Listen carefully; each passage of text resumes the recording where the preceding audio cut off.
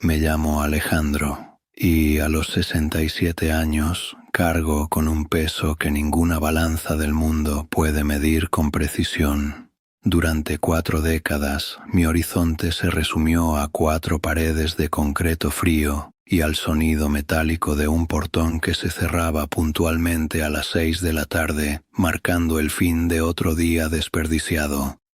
Hoy, cuando miro mis manos marcadas por el tiempo, no veo solo la piel arrugada de un anciano, sino el rastro de un hombre que destruyó su propio futuro en 300 segundos de pura locura. Yo tenía todo lo que un hombre sencillo podría desear: un hogar, una esposa que me amaba y una hija pequeña que aún olía a talco. Sin embargo, cambié cada abrazo, cada cumpleaños y cada puesta de sol por la oscuridad de una celda húmeda y solitaria que me devoró vivo para siempre. Mucha gente cree que la vida termina solo cuando el corazón deja de latir. Pero yo estoy aquí para decirte que la peor muerte es aquella que ocurre mientras todavía respiras. Pasé 40 años siendo el fantasma de mí mismo, viendo al mundo girar allá afuera mientras yo me pudría por dentro, alimentado solo por el veneno del arrepentimiento amargo. No estoy aquí para pedir tu piedad ni para inventar excusas baratas sobre lo que hice en aquella tarde lluviosa que cambió el rumbo de mi existencia. Mi objetivo es mucho más urgente y visceral que simplemente contar un drama personal. Quiero que veas, a través de mis ojos cansados, el abismo que se esconde detrás de un solo momento de furia descontrolada. Si me escuchas con atención, entenderás finalmente el precio real de tu propio orgullo ciego. Antes de que llegara aquel martes, mi mundo estaba hecho de metal, grasa y el sonido rítmico de los motores volviendo a la vida. Yo era un mecánico respetado en nuestro barrio obrero, el tipo de hombre al que todos buscaban cuando el coche tosía o se negaba a arrancar en las mañanas frías.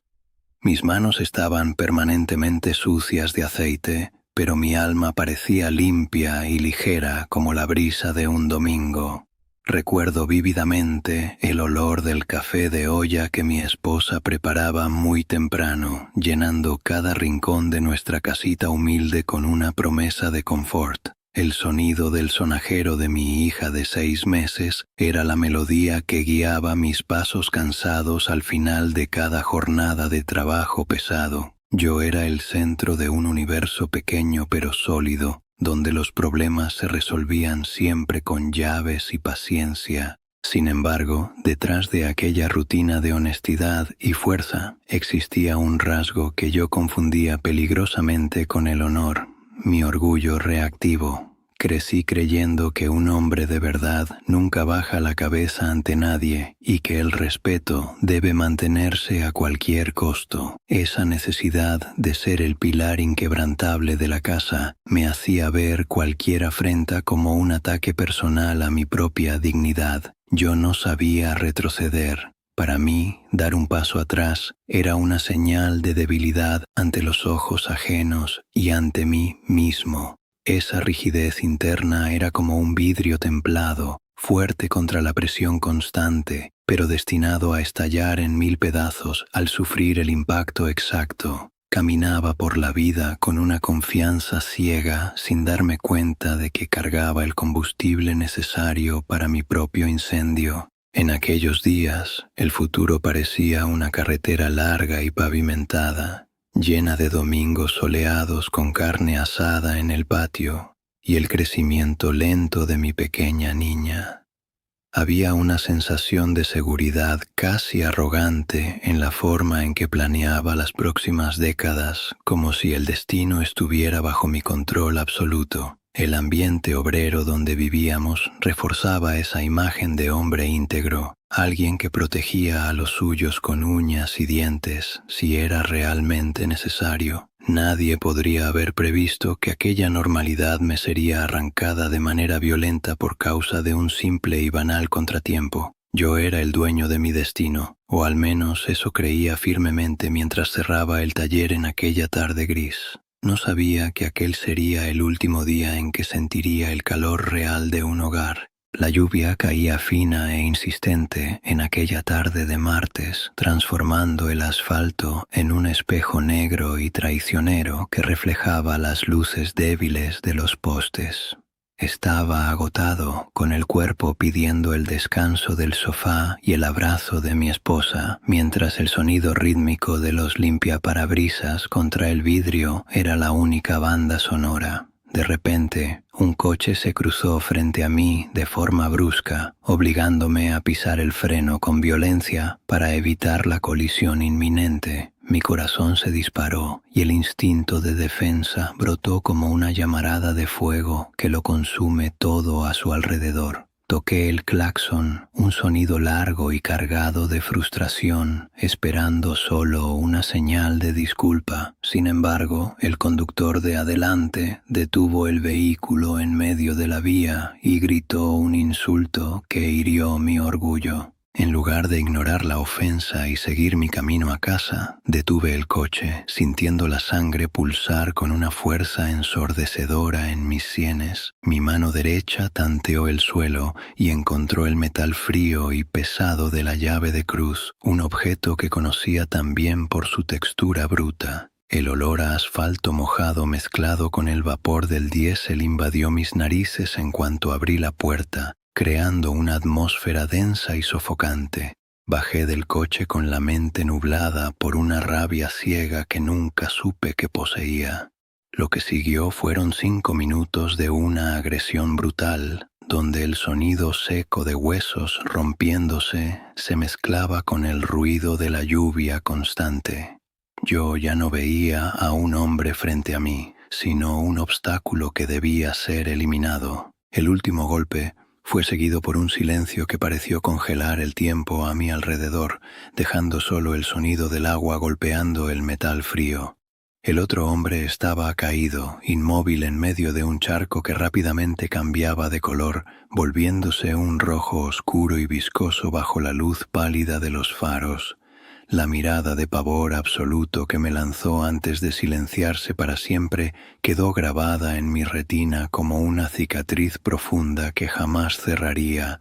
En aquel instante, el peso de la llave de cruz en mi mano se volvió insoportable, como si cargara el peso de todo el mundo en un solo brazo. La furia desapareció tan rápido como surgió, dando paso a una sensación de vacío y de irreversibilidad total. Supe, sin duda alguna, que la puerta de mi vida acababa de cerrarse. El silencio que siguió al último golpe fue lo más ruidoso que he escuchado en toda mi vida. Me quedé allí parado, con la lluvia lavando mi rostro, pero incapaz de limpiar la mancha que acababa de cargar en mi alma. Miré mis manos y vi la sangre de aquel desconocido mezclada con la grasa negra de mi trabajo diario, una combinación que parecía sellar mi destino de forma definitiva. En ese exacto momento, la imagen de mi esposa poniendo la mesa para la cena atravesó mi mente como una lámina afilada y helada.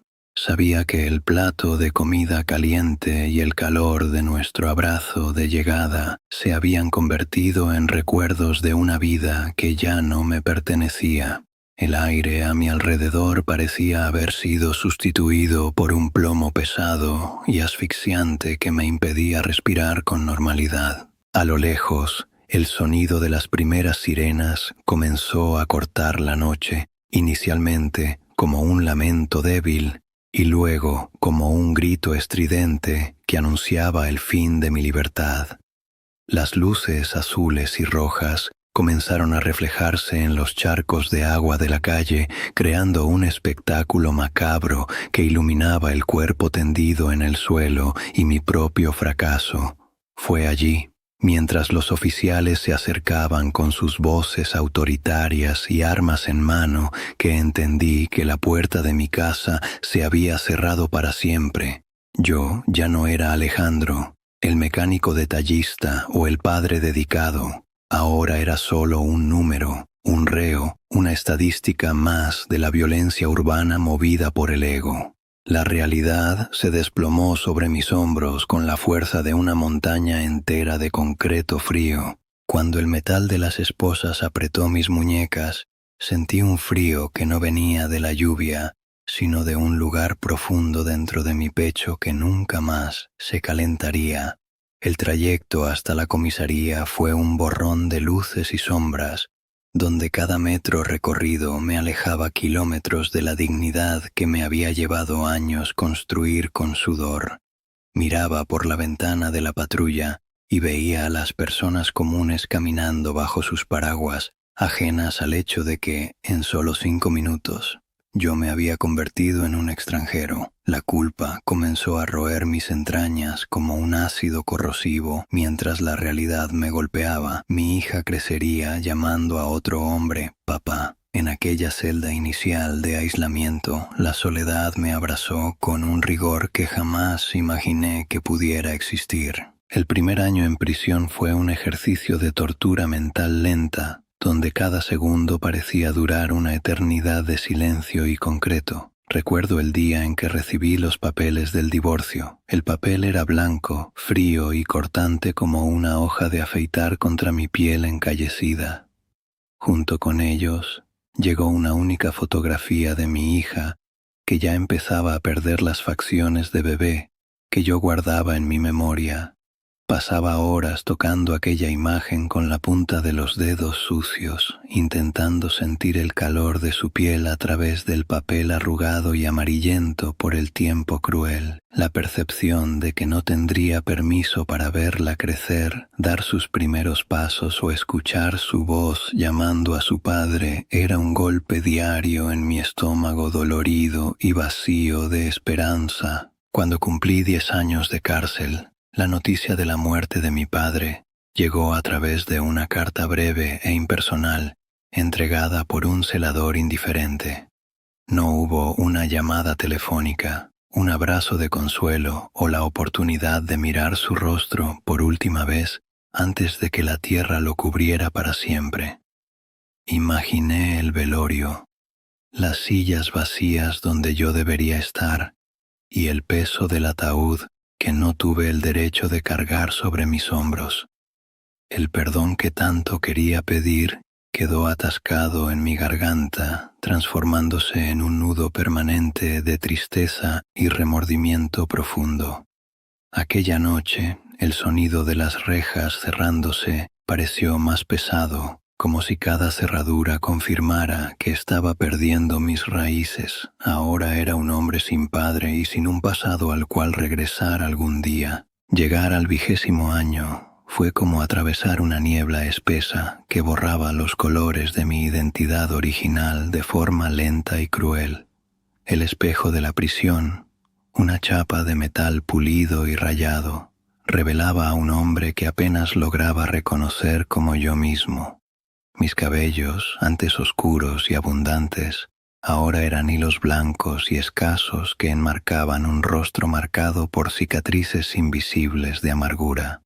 Mientras tanto, el mundo allá afuera se transformaba en un lugar tecnológico y extraño que yo observaba solo por breves destellos en el noticiero de la televisión colectiva del ala. Me sentía como un engranaje antiguo y oxidado, arrojado en un rincón oscuro de un taller que ya no existía. La soledad no era ya una visita, sino mi única compañera fiel en las noches de insomnio. En el 30º año de aislamiento, el dolor tomó una forma nueva y aún más devastadora a través de conversaciones fragmentadas con otros presos y raros visitantes.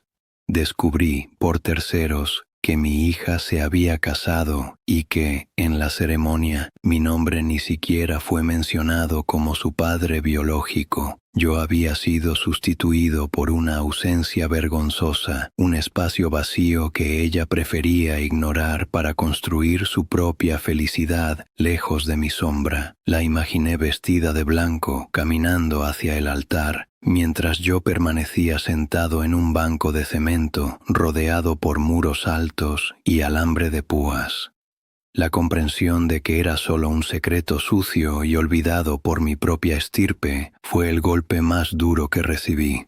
Mi legado no era el trabajo, sino el rastro de sangre. 40 años después, el portón de la penitenciaría se abrió para devolverme a una libertad que pesaba mucho más que cualquier celda de castigo. Salí a un mundo donde era un fantasma, un anacronismo caminando entre personas que no quitaban los ojos de pequeñas pantallas brillantes en sus manos. No tenía una casa a donde ir, ni amigos, ni un lugar donde mi presencia no fuera vista con desconfianza y miedo. Mis manos temblorosas intentaban entender cómo usar un teléfono inteligente por primera vez, sintiéndome un extranjero en un planeta que ayudé a construir, pero que no habité. La libertad era un campo vasto y vacío, donde el silencio de mi conciencia hablaba más fuerte que el ruido de las calles. Estaba libre de las rejas, pero continuaba siendo un prisionero de mi propio ego. Durante 40 años viví en un campo de batalla mental donde mi orgullo libraba una guerra perdida contra un arrepentimiento aplastante. Al principio solía repetirme que solo estaba defendiendo mi honor, que ningún hombre debería ser insultado sin reaccionar y que hice lo que cualquier hombre de verdad haría. Me aferraba a esa mentira porque era lo único que me impedía desmoronarme bajo el peso de mi propia crueldad y estupidez. Pero, a medida que los años se convertían en décadas, esa justificación empezó a sonar como un eco vacío en una cueva oscura. Me di cuenta de que el honor que yo creía proteger era solo un ego frágil que exigía sangre para sentirse mínimamente poderoso. Cambié la risa de mi hija y la paz de mi hogar por un concepto fantasmal que no me dio nada. La emoción dominante en mis días no era solo la culpa, sino un vacío inmenso y gélido que devoró todo lo que alguna vez fui. Finalmente logré ver el patrón que me aprisionó mucho antes de que aparecieran las rejas reales, la incapacidad de quedarme en silencio y el deseo tóxico de tener la última palabra. Pasé mi juventud construyendo un muro de respeto a través del trabajo duro, solo para derribarlo en minutos de locura por un insulto banal en una calle lluviosa. Soy el villano de mi propia historia, y aceptar esa verdad fue más doloroso que cualquier castigo físico que la prisión pudo ofrecerme. Miro mi reflejo y veo al hombre que mató no solo a un desconocido, sino al padre, al esposo y al amigo que debí ser. La silla vacía en la boda de mi hija es mi monumento. Sucedió en una tarde soleada, pocas semanas después de ser finalmente devuelto al mundo de los vivos. Me senté en un banco de madera en un parque arbolado, solo para observar el movimiento de la gente e intentar entender cómo la vida continuaba tan vibrante sin mi presencia.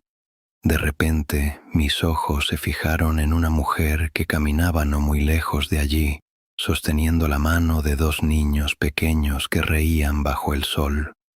Mi corazón, que yo creía convertido en una piedra fría en la celda, dio un vuelco violento dentro de mi pecho. Vi en ella los rasgos exactos del rostro de mi esposa, mezclados con una versión adulta de aquella bebé de la fotografía amarillenta. Era ella, mi hija, viviendo una vida entera que yo solo pude imaginar en mis sueños más profundos y dolorosos. La observé de lejos, manteniendo la distancia segura que un condenado debe tener de la felicidad ajena. Noté cómo le sonreía a su hijo más pequeño, un gesto de dulzura que nunca tuve la oportunidad de darle, porque preferí sostener una llave de cruz en lugar de su mano pequeña. Para esa mujer y para esos niños, yo era solo un extraño anciano, un hombre de apariencia cansada y posiblemente peligrosa, sentado a la sombra de un árbol. Fue en ese momento que la comprensión dolorosa me golpeó con la fuerza de un veredicto final. Los 5 minutos de furia no solo quitaron la vida de aquella víctima, sino que mataron al Alejandro que debió ser el abuelo de esos niños. El costo real de mi impulso fue ser borrado para siempre de su memoria.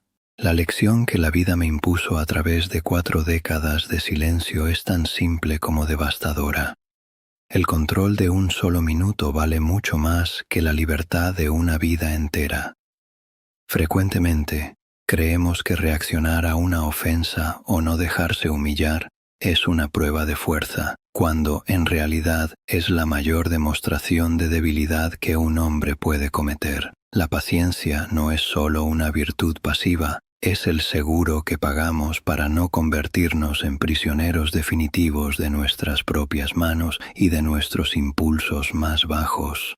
Descubrí, de la manera más cruel posible, que bastan solo unos segundos de sangre caliente para derretir todos los años de sudor y esfuerzo que te llevó a construir tu carácter. No existe victoria real en un enfrentamiento que te cuesta la paz del alma. Aprendí demasiado tarde que el ego es el señor más caro y cruel que existe, exigiendo pagos que ninguna cuenta bancaria puede cubrir. Vivimos en un mundo que nos incentiva a defender nuestro supuesto honor a cualquier costo, pero nadie nos advierte que el verdadero honor reside en la capacidad de respirar profundo y seguir adelante ante una injusticia banal. Hoy, cambiaría cualquier sensación pasajera de victoria en aquel asfalto mojado por el simple derecho de estar sentado a la mesa con mi familia, escuchando el sonido cotidiano de las cucharas golpeando los platos. La verdadera valentía no está en cerrar los puños para responder, sino en tener el dominio propio para mantener las manos en los bolsillos y los pies en el camino de regreso a casa. El precio de la reacción impulsiva es la pérdida de la dignidad.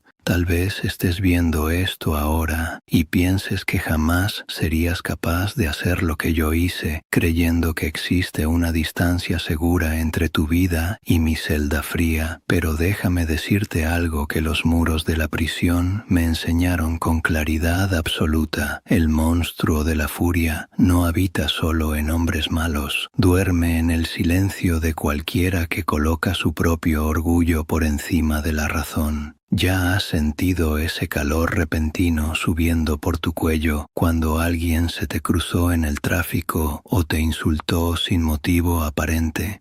Ese es el exacto momento en que tu futuro corre un peligro real e inmediato. No cometas el error fatal de creer que tienes el control de la situación mientras tu sangre está hirviendo.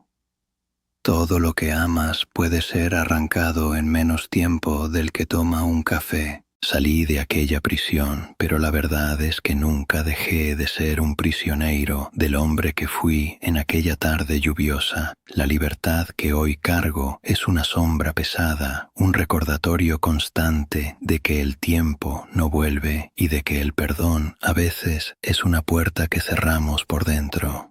Si todavía tienes la oportunidad de volver a casa hoy, de abrazar a quienes te esperan y de ignorar las pequeñas afrentas del mundo, hazlo con toda tu alma. No permitas que 5 minutos de furia ciega borren décadas de amor y de historia familiar. Si hoy fuera el último día para mirar a los ojos a quienes amas, ¿seguirías dándole tanta importancia a ese extraño que te ofendió? ¿Qué es lo que ya casi has perdido por un momento de rabia? Deja tu comentario y hablemos.